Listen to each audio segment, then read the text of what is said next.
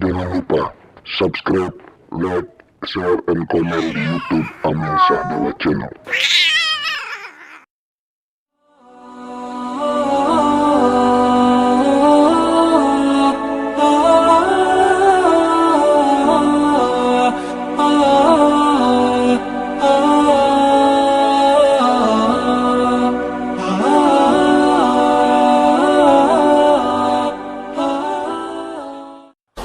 Alhamdulillahi Rabbil Alamin, wassalatu wassalamu ala ashrafil anbiya'i wal mursalin, Sayyidina wa maulana Muhammadin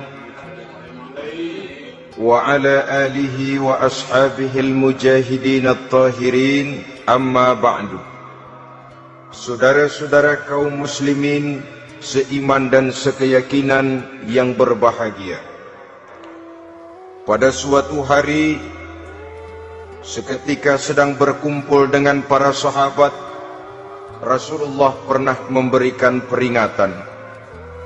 Beliau bersabda, "Yushiku an tada'a alaikumul umamu kama tada'al akalatu ala qas'atiha." Pada suatu saat nanti akan datang di tengah-tengah kamu, wahai umat Islam, di mana orang-orang lain di sekeliling kamu akan bersatu mengerubungi kamu seperti bersatunya orang-orang mengerubungi makanan di atas meja hidangan. Akan datang satu saat nanti di mana kondisimu dikepung sedemikian rupa, yang barat mau menerkam, yang timur mau menghantam, yang selatan mau menginjak-injak, yang utara pun akan menjelajah. Kondisimu seperti makanan di atas meja hidangan. Sebagian sahabat merasa heran dan terkejut, lalu mereka bertanya, "Amin qillati nahnu yauma izin ya Rasulullah?" Apakah jumlah kami pada waktu itu sedikit ya Rasul? Kami sampai dikepung sedemikian rupa? Beliau menjawab, "Bal antum yauma idzin katsir." Sama sekali tidak. Kamu tidak sedikit pada saat itu. Bahkan jumlahmu sangat banyak. Kamu adalah mayoritas. Walakinnakum ghusa'un ka ghusa'is sail. Tetapi keadaanmu saat itu persis seperti buih di lautan. Banyak tetapi centang perenang. Banyak tetapi tidak punya daya dan kekuatan. Banyak tapi dipermainkan gelombang lautan, dihempaskan ke tepian pantai tanpa punya makna dan arti. Kondisimu pada saat itu kuantitas yang tanpa kualitas, sehingga orang lain enak saja mengepung kamu. Akidahmu didangkalkan, dibanjiri dengan peradaban dan kebudayaan yang menjauhkan dari agama. Dari segi maksiat dan munkarat seluruhnya mengepung sampai kita melepaskan nilai-nilai Islam kita ini. Dan celakanya, sambung beliau, "Wal yanzi'anna fi qulubi aduwikumul mahabata minkum." Akan dicabut kehebatanmu di mata musuh-musuhmu, sehingga pada saat seperti itu orang lain memandangmu umat Islam enteng saja, remeh saja, tidak ada apa-apanya.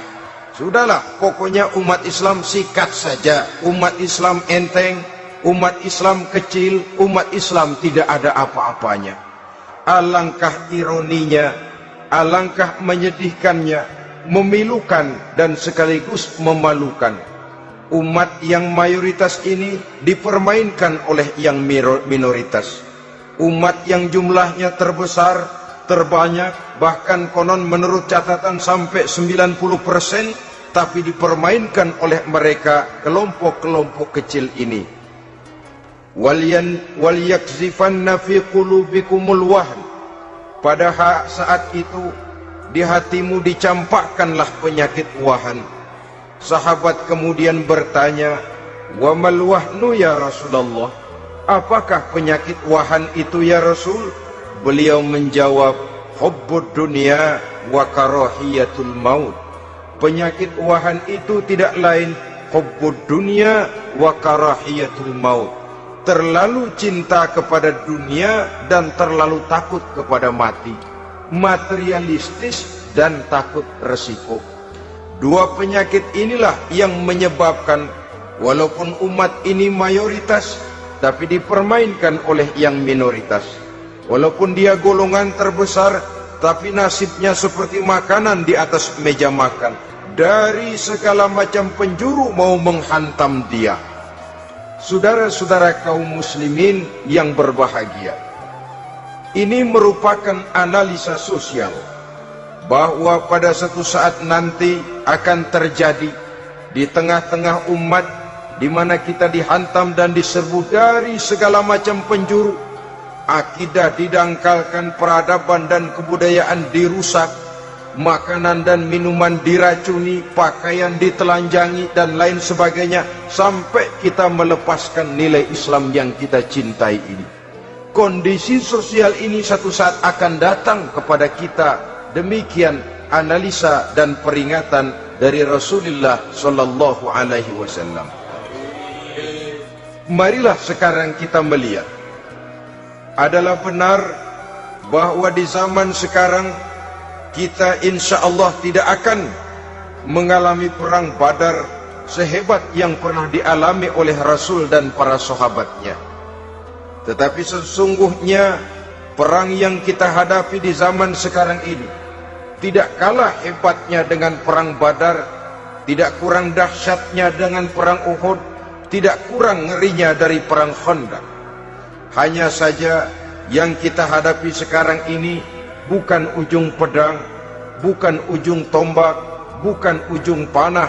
Yang kita hadapi sekarang ini adalah perang akidah, perang ideologi, perang mempertahankan keyakinan. Yang kalau kita kalah sekarang, kita memang masih beragama. Tetapi anak kita, cucu kita, generasi yang akan hidup 5, 10, 20, 30 tahun yang akan datang, wallahu a'lam bissawab. Islam, saudara-saudaraku, tidak mungkin hilang dari dunia. Tetapi tidak mustahil Islam gulung tikar dari desa kita. Tidak mustahil Islam gulung tikar dari kampung dan kota kita, jikalau kita tidak menjaganya, jikalau kita tidak memeliharanya, bahkan jikalau kita tidak mewariskannya kepada anak-anak kita, generasi yang akan datang. Marilah kita mengingat sejenak bagaimana Islam di Spanyol yang pernah jaya, pernah mewarnai daratan Eropa, dan yang sekarang hanya sekedar tinggal ceritanya saja. Ini pernah diperingatkan oleh Rasul dalam satu hadis, sayati ala ummati zamanun la yabqal Islam illa ismun wala minal Quran illa rasmun. Akan datang satu masa di tengah umatku di mana pada masa itu Islam ada tapi hanya tinggal sekedar namanya saja, dan Quran pun ada tapi cuma sekedar tinggal tulisannya saja. Apabila kita tidak mewariskan ini kepada generasi yang akan datang, maka serbuan-serbuan dari berbagai macam penjuru dari hari ke hari semakin kita rasakan kehebatannya. Tidak mustahil sejarah Spanyol akan terjadi di desa kita, akan terjadi di kampung kita, akan terjadi di kota kita. Orang Spanyol, kalau mereka cerita kepada anaknya, mereka akan cerita, nak, di sini dulu ada masjid. Kapan Pak? Dulu bener dah. Banyak orang Islam kalau hari Jumat pada sembahyang, kapan itu Pak? Dulu sekali.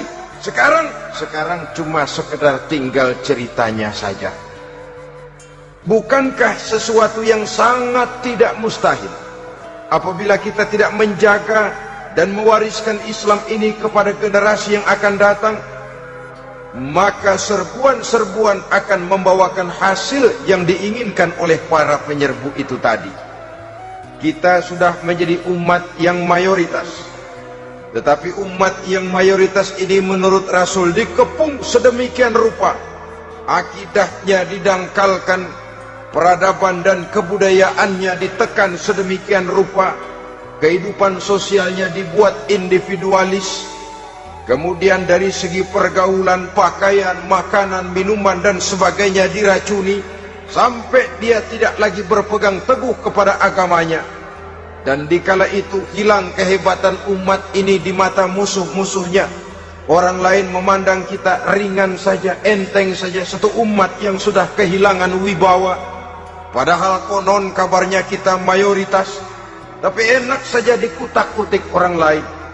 Dan dikala itu di hati kita merajalela penyakit wahan. Penyakit wahan itu apa? Pertama, hubbud dunia, terlalu cinta kepada dunia. Terlalu cinta kepada dunia yang menyebabkan kita lupa akan tanggung jawab dan kewajiban, lupa meneruskan dan mewariskan Islam kepada generasi yang akan datang. Kita berlomba hanya untuk mengejar dunia dan seluruh isinya. Baik dia bernama material, baik dia bernama seksual, baik dia bernama pangkat, jabatan dan kedudukan, berlomba-lomba kita di dalamnya. Sampai tercampaklah penyakit hubbud dunia di dalam hati ini. Berurat dan berakar dunia itu, sulit dan berat kita berpisah daripadanya. Akibatnya kemauan untuk berbuat demi dan atas nama agama sangat sulit terwujud di dalam kehidupan ini. Yang kedua, karahiyatul maut, terlalu takut kepada mati. Baik mati ajal, mati dalam artian yang sebenarnya, baik mati usahanya, baik mati karirnya, baik mati pangkat dan jabatannya.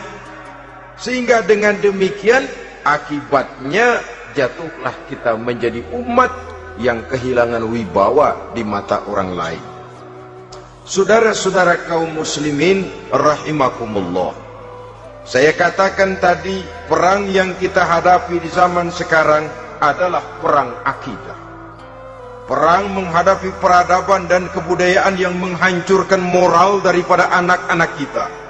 Perang menghadapi banjirnya maksiat dan munkarat, yang di tengah-tengah itu, di samping berkewajiban menjaga diri dan keluarga, kita pun juga berkewajiban menjaga anak-anak kita, generasi yang akan datang, mengarahkan dan mendidik mereka sesuai dengan yang dikehendaki oleh Allah Subhanahu wa ta'ala. Oleh sebab itu, pada pertemuan kali ini yang akan saya bicarakan ialah bagaimana idealnya seorang muslim lebih dahulu memberikan pendidikan kepada anak-anaknya.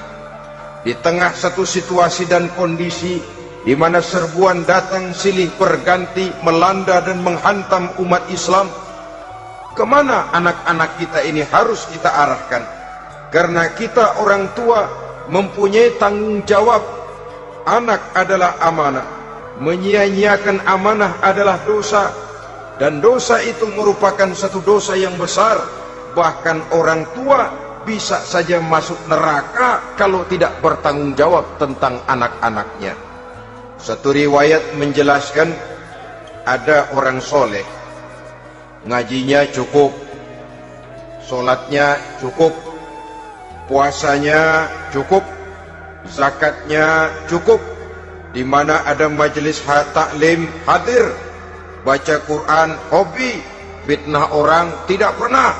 Di akhirat setelah disidang dia ternyata lebih banyak kebaikannya daripada kejahatannya, maka dia pun diperintahkan dan dipersilahkan masuk ke dalam surga.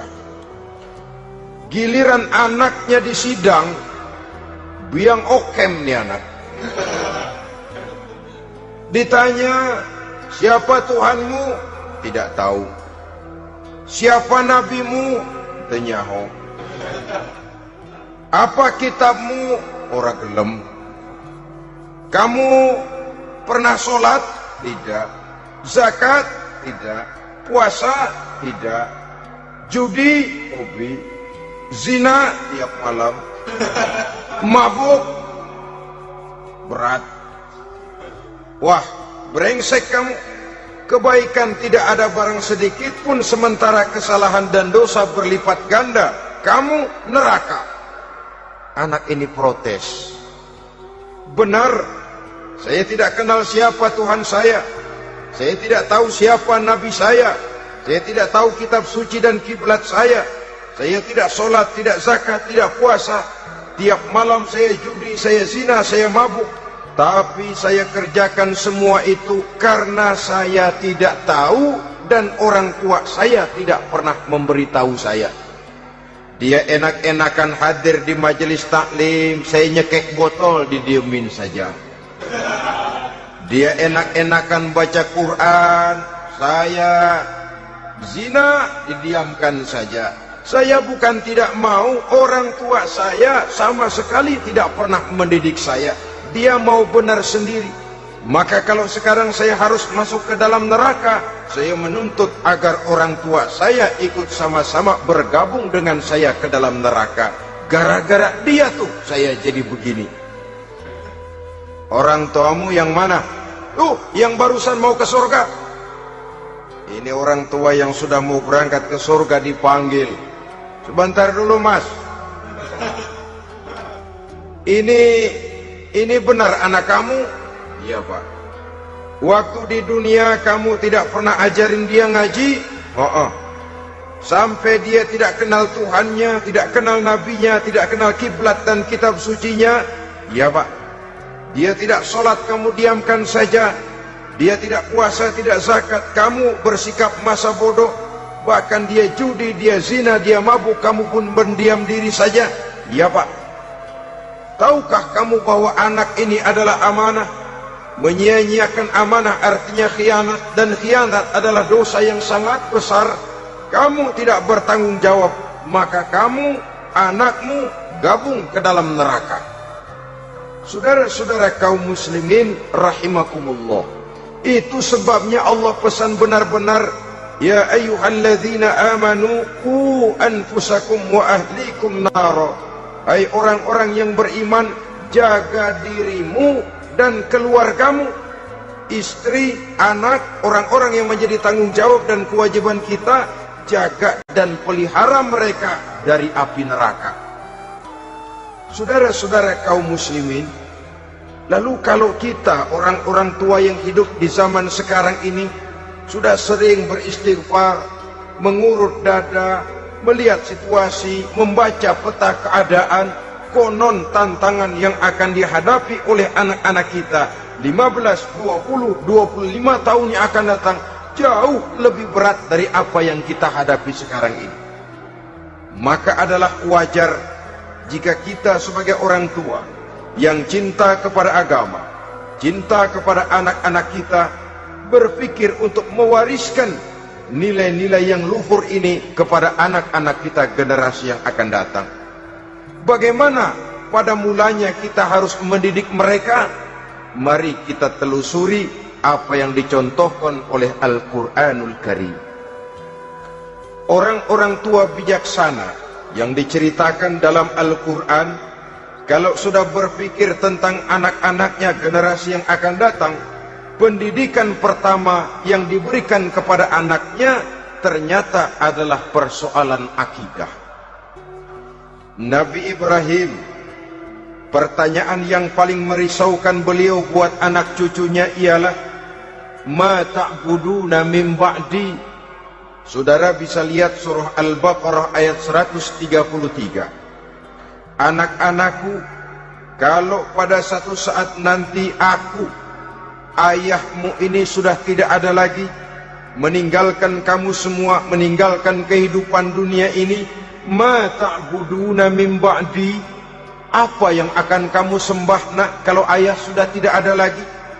Jikalau ayahmu sekarang masih rajin ke masjid, melakukan rukuk dan sujud, i'tikaf dan membaca Quran, kalau satu saat ayahmu meninggalkan dunia ini, masihkah engkau mau ke dalam masjid? Masihkah engkau rukuk dan sujud? Masihkah engkau i'tikaf? Ma ta'buduna min ba'di, apa yang akan kamu sembah kalau aku ayahmu tidak ada lagi nak? Ditanamkan bukan hanya keyakinan bertauhid, sekaligus juga menyembah kepada Allah yang kita yakinkan dengan tauhid itu tadi. Bukankah berbeda dengan kita kebanyakan orang tua sekarang? Kita tidak pernah berpikir ma ta'buduna min ba'di. Kalau bapak tidak ada, kamu nyembah apa nak? Kita orang tua sekarang pagi-pagi malah berpikir ma ta'kuluna min ba'di.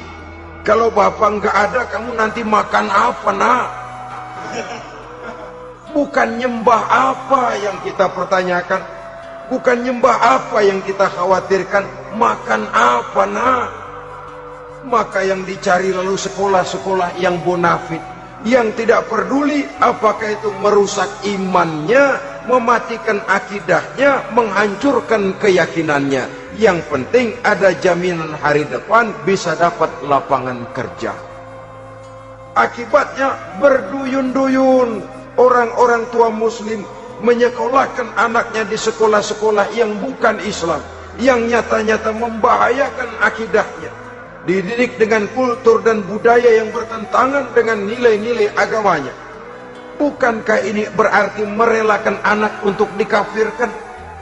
Bukankah ini artinya menyerahkan anak untuk ditulis menurut selera para pendidik yang tidak sesuai dengan nilai akidah yang dimilikinya? Mengapa kita tidak berpikir seperti Nabi Ibrahim yang sebelum memberikan pendidikan kecerdasan, sebelum pendidikan matematika, IPS, PSBB dan disiplin ilmu lainnya, yang pertama ditanamkan ma ta'buduna min ba'di. Kalau ayahmu tidak ada, kamu menyembah apa nak? Menyembah Allah apa nanti malah menyembah harta? Menyembah Allah apa nanti malah mendewa-dewakan pangkat dan jabatan? Menyembah Allah apa malah nanti menyembah alam?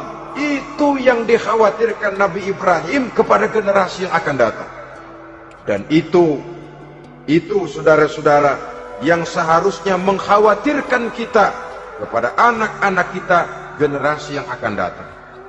Lihatlah serbuan akidah di zaman sekarang ini. Dimanfaatkan kemiskinan kita umat Islam.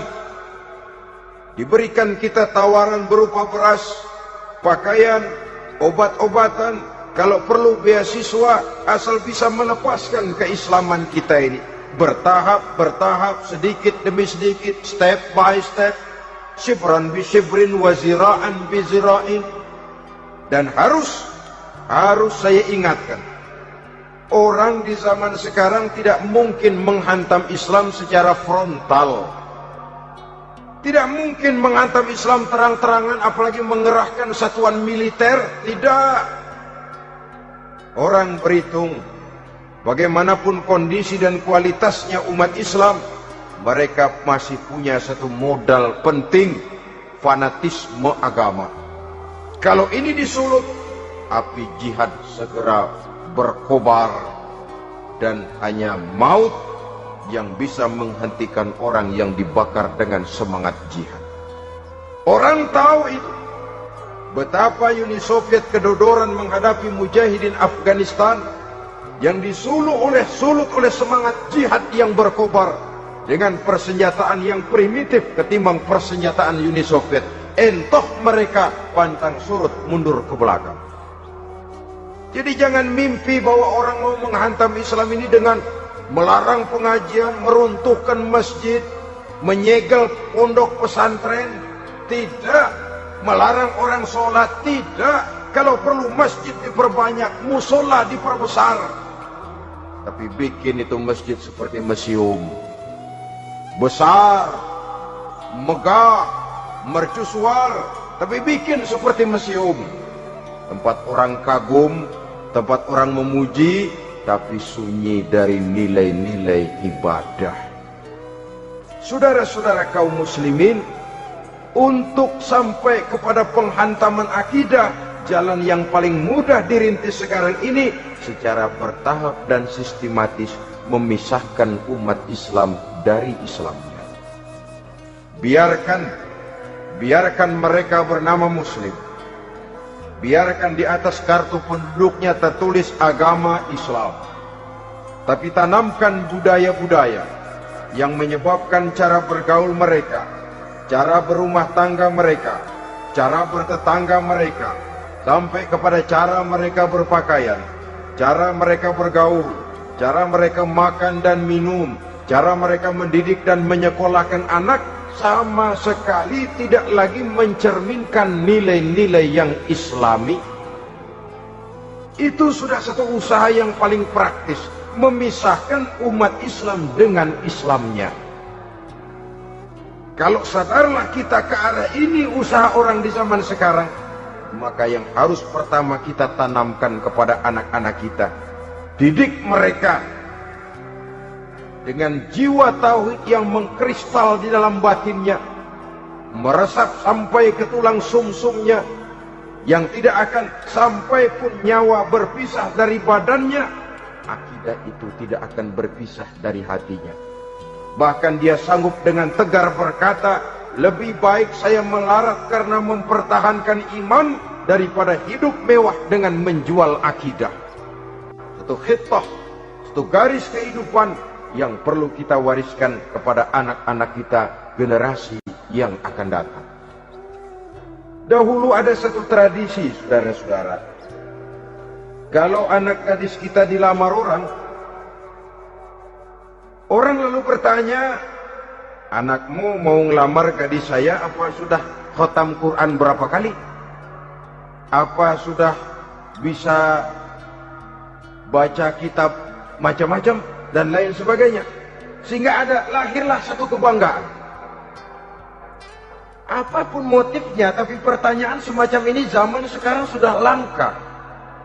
Paling-paling yang ditanya kalau anaknya dilamar orang, anakmu kerja di mana? Gajinya sebulan berapa? Kendaraannya bebek apa soang? Apa-apa? Itu yang kita pertanyakan, berkisar di seputar materi, kerja, job, status sosial, dan lain sebagainya. Perkara bisa baca Quran atau tidak, nomor 18. Perkara sembahyangnya rajin apa tidak, nomor 36. Saudara hadirin, akibatnya terjadi pergeseran nilai. Maka mendidik anak menurut tuntunan Quran adalah seperti yang diberikan contoh oleh Luqmanul Hakim, yang diceritakan dalam surah Luqman mulai ayat 11 dan selanjutnya. Apa pendidikan pertama yang harus kita berikan kepada anak? Pertama, ya bunayya la tusyrik billah. Wahai anakku, jangan sekali-kali engkau menyekutukan Allah. Nak, jaga tauhid, pelihara iman, mantapkan akidah. Ini dasar yang pertama. Belum lagi anak mengenal berbagai macam disiplin ilmu, yang pertama ditanamkan tauhid. Ini yang mendasari kehidupan. Ini yang akan mewarnai dan menjadi warna dari kepribadian seseorang. Sentuhan jiwa tauhid di dalam diri si anak. Belum lagi sempat dia kenal yang lain. Yang pertama yang kita tanamkan, kita wariskan, kita berikan, la tusyrik billah. Jangan sekali-kali menyekutukan Allah. Nah, kalau ini sudah tertanam, ini sudah merupakan satu fondasi yang kuat. Selebihnya nanti tinggal melihat bakat si anak, kemana dia harus dididik. Yang terpenting nilai iman lebih dahulu tanamkan. Dan untuk menghancurkan nilai keimanan, saudara-saudara, saya katakan, ingatkan kepada hadis di awal tadi, dikepung kita dari berbagai macam penjuru agar bila bisa melepaskan nilai-nilai iman dan keyakinan. Proses pendangkalan akidah, ditanamkan keraguan kepada agama, ditanamkan rasa malu beragama, sholat malu, baca Quran malu, berangkat ke masjid malu, pakai jilbab malu. Ditanamkan rasa malu beragama, sehingga bertahap sedikit demi sedikit kita mulai berpisah dengan kehidupan beragama. Ditanamkan hal yang sedemikian rupa dari berbagai macam penjuru. Dihantam akidah kuat, dihantam dari segi peradaban dan kebudayaan. Diperbanyaklah peradaban dan kebudayaan yang bukan mendekatkan kita dengan agama, malah mendekatkan kita dengan neraka. menjauhkan kita dari agama, menjauhkan kita dari nilai-nilai luhur yang diwariskan oleh orang-orang tua kita terdahulu. Adalah kewajiban kita yang pertama, mendidik anak, menanamkan roh, jiwa, dan semangat tauhid di dalam diri mereka. Saudara-saudara kaum muslimin rahimakumullah, kenapa kita lebih dahulukan menanamkan jiwa, roh, dan semangat tauhid ini kepada anak-anak kita? Pertama, kita tidak hanya ingin sekedar mempunyai anak yang pintar, tetapi lebih daripada itu kita pun ingin mempunyai anak yang benar. Segala macam disiplin ilmu, segala macam bentuk penalaran ilmiah dan pengisian intelektualitas manusia mungkin di satu sisi akan membuat dia pintar, tapi di sisi lain belum tentu akan membuat dia benar. Nabi pernah memberikan peringatan, man izdada ilman walam yazdad huda lam yazdad minallahi illa bu'da. Orang yang hanya bertambah ilmu pengetahuannya tapi tidak bertambah hidayah dari Allah, tidak makin mantap keimanannya, maka seluruh nilai-nilai ilmunya hanya akan menjauhkan dia dari Allah Subhanahu wa ta'ala. Dan adalah lebih merupakan azab daripada nikmat kalau kita diberikan ilmu pengetahuan yang hanya akan menyebabkan kita semakin jauh dari Allah Subhanahu wa ta'ala.